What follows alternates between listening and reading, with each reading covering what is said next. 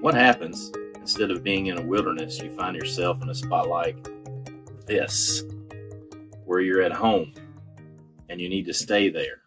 It's what we typically refer to as bugging in, meaning some sort of survival or disaster readiness type situation has happened.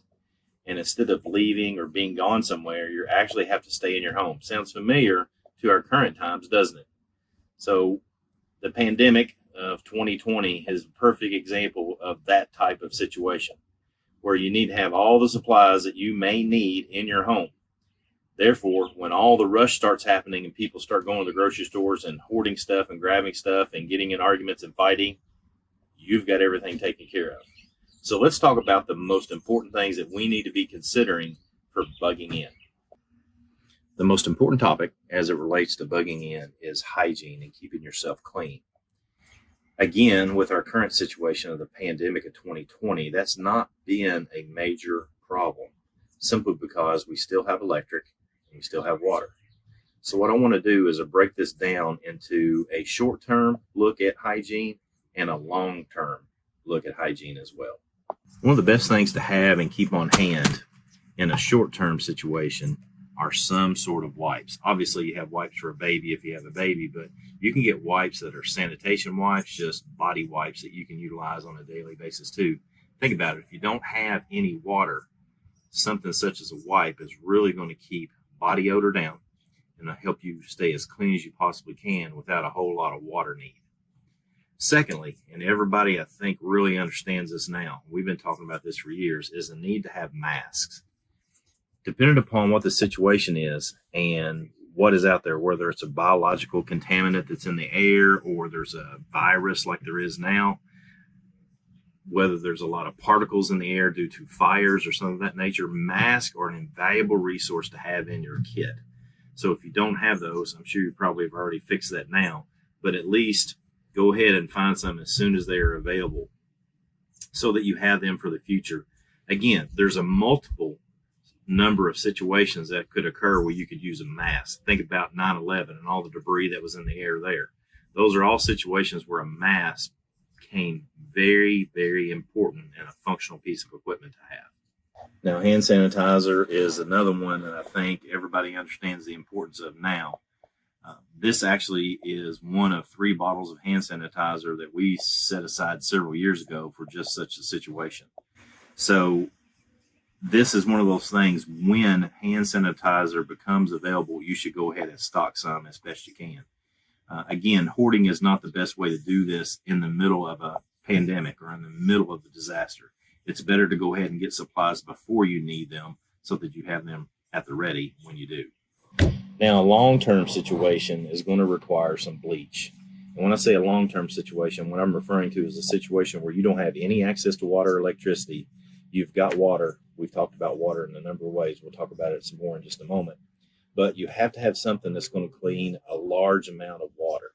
The filters and the purifiers that we talked about in the water section are there for you when you're out on the go and you've got to get a little bit of water here from a stream or a pond or what have you.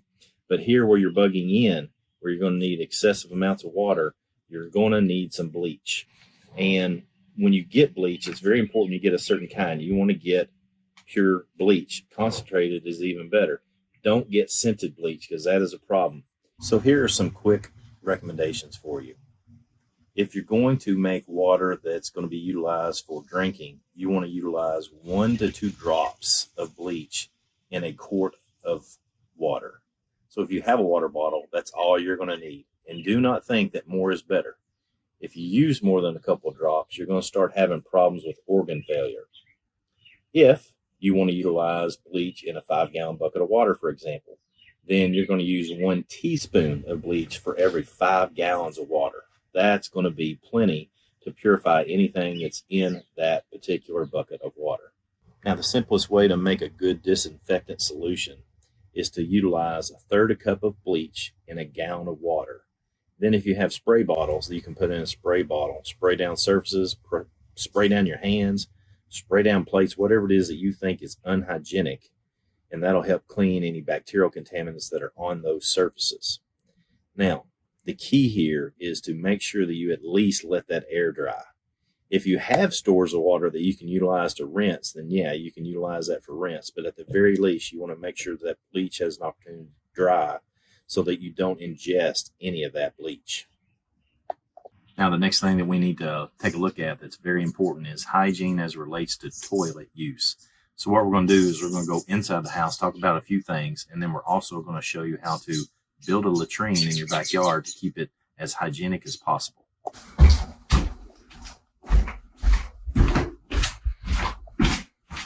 The most important thing for a toilet use to help you stay hygienic is to leave the lid down when it's not in use, especially when you flush.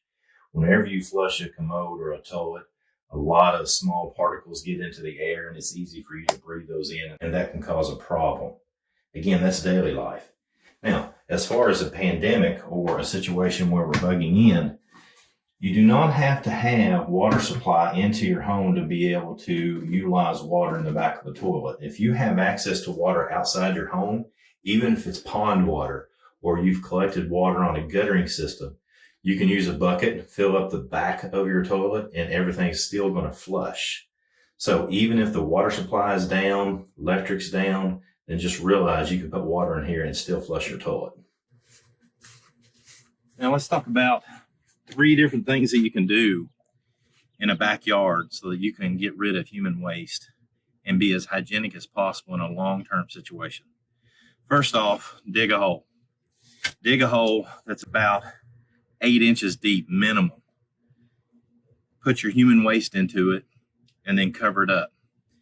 When you cover it up, make sure you throw in some grass or some weeds or something of that nature. That's going to help decompose the material that's in the hole. And make sure you get it covered so nobody steps onto it again. Once you step on it, it's just like dog poo. You're going to get that feces on your feet or on your shoes, and you're going to carry that around. That's going to be very unhygienic. If you don't have a backyard, you don't have the ability to dig a hole, then make sure you have a bucket on hand. And you can utilize this as a makeshift toilet. And what you can do is you can take something like this, have a top for it that you cover. They could be a plastic bag or the top that comes with it. And every time you use the bathroom in this, when I say use the bathroom, I mean number 2, you're going to put some kitty litter in there. You're going to put some soil in there, some grass, weeds, or something that you can put in there. Pelletized lime is a good choice too. Again, that helps break down the feces that are in the bucket. And last but not least, in a long-term situation, you can use grocery bags, where you literally do your number 2 in the bag and you immediately tie it off and then take it outside your home. The goal in all of this is to take human waste and remove it from inside the house, because you have to stay inside there. Anytime that you can remove the waste from the house, you're going to make your house much more hygienic, and you're going to be safer, and you're going to be more healthy.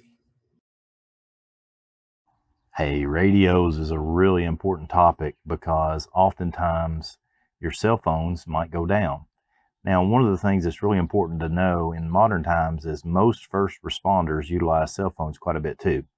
So cell phone towers in disaster readiness are going to be one of the first things they try to get up. We've trained and had the good fortune of training a lot of federal law enforcement officers and first responders. And that's one of the things they always wanted to let us know is that one thing you can do is, number 1, have battery backup for your cell phone, and then have a backup communication device like a radio, handheld radio. This happens to be a ham radio. I'm a big fan of ham radio licensing and getting a good functional ham radio. Here's why. A few years ago, there were some significant fires down in Gatlinburg, Tennessee, and the thing that saved the day, literally in some areas, were ham radio operators who could still communicate and were able to direct fire personnel even to areas where the fire personnel did not have radio communication. So ham radios are something you'll have to invest some time, energy, and a little bit of money into to study how to utilize these. Well worth the investment of all of those. But at the very least, get some 2-way handheld radios that you can get in any department store, any sporting goods store, something of that nature, so that if you have to leave one another in your party, your family, whoever, you have that communication device. You know, in that last portion, when we were talking about communication devices, we talk about backup battery sources and personal devices, obviously. But here is something that I think is a functional piece of equipment that everybody should have, at least in their vehicle. These are basically power supplies that you can utilize to jump start your vehicle, which is very beneficial. But typically, they have power sources for USB ports as well as even AC, DC adapters. And the reason I'm a big fan of these is because even in a situation where your car is running, you don't need this, you can hook this up, charge it up, and then you have a way to charge battery power on the move. You can carry these. They're not excessively heavy, but you can carry them short distances. You can utilize these in the house. You can utilize these if your vehicle breaks down, and that way you have an alternate power source. Now, this is a small device and it's not going to last very long. I've run laptops off this for a few hours before. But what I want to go to next is let's go here and take a look at some big generators, some battery backups that are going to be useful for a little bit longer term situation. So there's two different kinds of generator slash battery backups that I want to talk about. The first one is a gasoline powered generator. Here's the pros of it. They're very powerful. They're run for an extended period of time. They do require, here's the problems. It does require that you have gasoline to be able to run them. Some of them run on diesel, but most of them will run on regular gasoline. So you'll have to have that supply available as well. Because they run on gasoline, they're going to put off emissions that you cannot breathe. So you cannot utilize this inside your home. I would not utilize this inside a garage. This is something, if you're going to use it to power any sort of power in your house, then you're going to have to run this outside your home. That's not a problem if you don't mind bringing attention to yourself. But in large scale disaster, what we've determined is that running a power source such as this brings a lot of attention to that house. So be aware for security as it relates to that. Now let's go in the house. I'll take a look at another one that I have, and you can determine which one's best for your needs. Now this next one is a beast. This thing is very heavy, and we leave it right here in our home so that it's constantly, as you can see, this green light is on, has input. It's constantly being charged, and it's real easy to use. You just unplug it, hit power, and then you're going to have battery power. There's no motor here. There's no noise. The other beautiful part about this is we bought two big solar cells that you plug in that can also charge this up. So you can utilize the sun's rays to actually charge this particular battery back up. Now, with that said, here's some things to keep in mind. If you have somebody in your home that's going to need life-saving medicine, let's say, for example, you have somebody that's insulin dependent and they require insulin to live, then you can get something such as a dorm refrigerator or a very small refrigerator, and you can run that refrigerator for pretty well lengthy period of time, particularly if you're continuing to charge this with solar power for several days. So in the short term, that's a pretty good solution. Keep in mind, when the power goes off, you're going to be able to keep what's in the refrigerator cool for several days anyway before you have to plug anything to it. So the thing to do is to have some sort of battery backup like this, or an electric generator like we showed you before, to run some sort of small refrigerator or whatever power needs that you might have, whether it's a medical device that somebody needs to stay alive.